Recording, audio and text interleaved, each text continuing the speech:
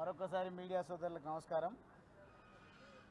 ఇప్పటికే BRS party కేంద్ర కార్యాలయంలో బీఆర్ఎస్ పార్టీకి సంబంధించినటువంటి మాదిగ ప్రజాప్రతినిధులందరూ కూడా నిన్న ఈ రాష్ట్ర ప్రభుత్వం గౌరవ ముఖ్యమంత్రి గారు గందరగోళమైనటువంటి నిర్ణయం, ఒక పక్క సుప్రీంకోర్టు 7 మంది జడ్జిలతో కూర్చున్న బెంచ్ నిర్ణయం ప్రకటిస్తే ఒకరు వారికి ఉన్నటువంటి ప్రివిలేజెస్ని బట్టి ఒక జడ్జ్ ఏబిసిడీలకు వ్యతిరేకంగా మాట్లాడిన మాట వాస్తవమే.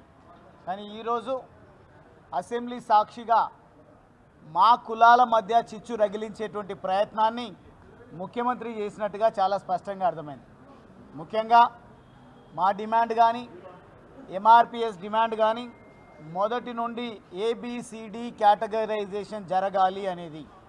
కానీ ప్రతిష్టకు వెళ్ళి ఈగోస్కు వెళ్ళి ఏబిసిడి కాదు ఏబిసితోనే ఆపేస్తామన్నట్టుగా ఏబిసిలో మళ్ళీ గతంలో సి కేటగిరీలో ఉన్నటువంటి వాళ్ళను ఏ కేటగిరీలో చేర్చి మాకు మా ఉపకులాలకు మధ్య చిచ్చు రగిలించేటువంటి ప్రయత్నమే చేస్తుంది తప్ప మేము మా కళ నెరవేరింది అనే సంతోషాన్ని వెలిబుచ్చేటువంటి అవకాశం సందర్భం వచ్చింది అని ఒక పక్క రాష్ట్రంలో ఉన్నటువంటి ఎవరు అవునన్నా కాదన్నా మా పార్టీ వర్కింగ్ ప్రెసిడెంట్ గారు కూడా మందకృష్ణ గారికి ఘనత దక్కుతుంది అని మాట్లాడితే మందకృష్ణ గారు ఈ నెల 7వ తారీఖు నాడు పూర్తి స్థాయిలో 1,00,000 డప్పులు 1000 గొంతులు అనే కార్యక్రమానికి పిలుపునిస్తే ఆ కార్యక్రమానికి కూడా అనుమతి ఇవ్వకపోవడంలో ఆంతర్యం ఏందో మనం కూడా అర్థం చేసుకోవాల్సినటువంటి అవసరం ఉంది. ఒక్కసారి గనక మాదిగ సామాజిక వర్గం హైదరాబాదును చుట్టుముట్టింది అంటే ఆపే శక్తి ఈ ప్రభుత్వానికి లేదు అనే ఒక నిస్సహాయ స్థితిలో అనుమతించకుండా ఈరోజు మందకృష్ణ తలపెట్టినటువంటి కార్యక్రమాన్ని వాయిదా వేసుకునేటువంటి అవకాశం కల్పించింది. కానీ హక్కులను కాలరాసేది ప్రభుత్వంలో ఉన్న పెద్దలకు అలవాటు అయ్యిందేమో ఇప్పుడు. కానీ కోర్టులు ఉన్నాయి, వ్యవస్థ ఉంది. ఖచ్చితంగా మా హక్కులను కాలరాసే ప్రయత్నం ఎవరు చేసినా, మా శక్తిని ప్రదర్శించేటువంటి సందర్భం వచ్చినప్పుడు మా శక్తిని విచ్ఛిన్నం చేసే ప్రయత్నం ఎవరు చేసినా ఖచ్చితంగా ఎట్లయితే తెలంగాణ రాష్ట్ర సాధన ఉద్యమానికి సబ్బండ వర్గాలు చేయూతనిచ్చి ఏకతాటిపైకి వచ్చి 60 సంవత్సరాల కలను నెరవేర్చుకోవడం కోసం తెలంగాణ సంఘటిత శక్తిని ప్రదర్శించడం జరిగిందో అదే పద్ధతిలో ఏబిసిడి కేటగరైజేషన్ కోసం 30 సంవత్సరాలుగా జరుగుతున్నటువంటి ఈ పోరాటానికి మళ్ళీ ఒక్కసారి ఆలోచించేటువంటి పరిస్థితిని నెలకొల్పినరు ముఖ్యమంత్రి గారు. ఈరోజు ఇంతకుముందు చాలా స్పష్టంగా పెద్దలు మాట్లాడినారు, మా పార్టీలో కూడా పెద్దలు మాట్లాడడం జరిగింది.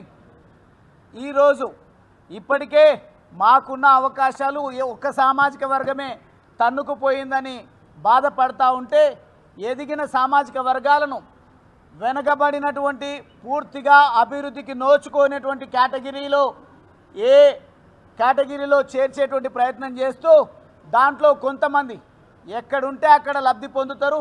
ఏ ప్రభుత్వాలుంటే ఆ ప్రభుత్వాలకు తప్పుడు సంకేతాలు సమాచారాలు ఇచ్చి ప్రభుత్వాలతోనే తప్పు చేయించేటువంటి ఆలోచనలు ఉన్నటువంటి వాళ్ళ మాటలు విని ఈరోజు ఏబిసిడి కేటగరైజేషన్ను పూర్తిగా నిర్వీర్యం చేసేటువంటి ప్రయత్నం చేస్తూ ఉన్నారు.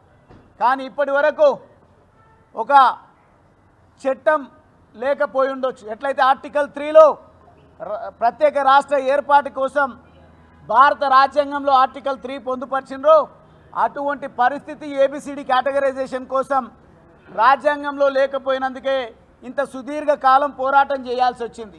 కానీ ఈరోజు శాంటిటీ వచ్చిన తర్వాత 7 మంది జడ్జిలు కూర్చున్న బెంచ్ నిర్ణయాన్ని ప్రకటించిన తర్వాత హుటాహుటిన అసెంబ్లీ సాక్షిగా ఆర్డినెన్స్ తీసుకొచ్చి ఈ నోటిఫికేషన్లోనే ఏబిసిడి వర్గీకరణ జరిపి తీరుతా మాదిగల దీవెనలు పొందుతా నేనే పెద్ద మాదిగనవుతా అన్నట్టుగా ముఖ్యమంత్రి గారు మాట్లాడారు. కానీ ఈరోజు చూస్తూ ఉంటే అందరి మధ్య చిచ్చు రగిలించే ప్రయత్నం. ఒక పక్క ఏమనుకుంటారు, ఏ కేటగిరీలో ఉన్నటువంటి వెనకబడిన తరగతులు మాకు లబ్ధి చేకూరిందని సంతోషపడతా ఉంటే ఇంకో పక్క పూర్తి స్థాయిలో వారి ఆంతర్యాన్ని ఇట్లా అర్థం చేసుకుంటే ఎదిగిన కులాలు వచ్చి మళ్ళీ ఏ కేటగిరీలో చేరడం జరిగింది.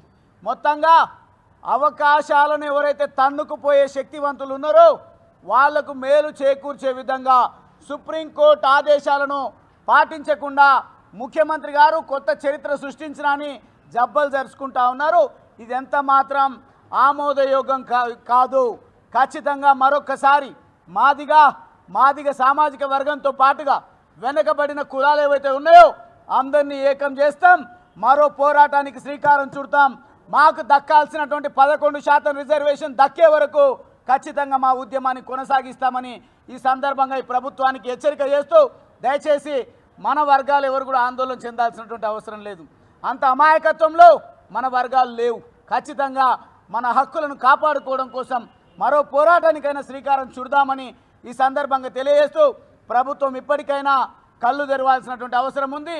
అంత హుటాహుటిన ఒకరోజు అసెంబ్లీ సమావేశాలు నిర్వహించి మధ్యాహ్నం వరకు కేబినెట్ సమావేశం నిర్వహించి అసెంబ్లీలో ప్రకటన చేసినో లేదో తన పక్కన ఉన్నటువంటి భజన పరులతోన మాట్లాడి పాలాభిషేకాలకు పిలుపునిచ్చి ఈరోజు ఏదో మమ్మల్ని మభ్యపెట్టేటువంటి ప్రయత్నం చేస్తూ ఉన్నారు. మభ్యపెడితే మోసపోవడానికి మా వర్గాలు సిద్ధంగా లేవు. మరో పోరాటానికి శ్రీకారం చుడతాం. ఈరోజు రాష్ట్రంలోనే కాదు భారతదేశ వ్యాప్తంగా కూడా ఈ పోరాటాన్ని ముందుకు తీసుకుపోతామని ఈ సందర్భంగా నేను తెలియజేస్తా ఉన్నా.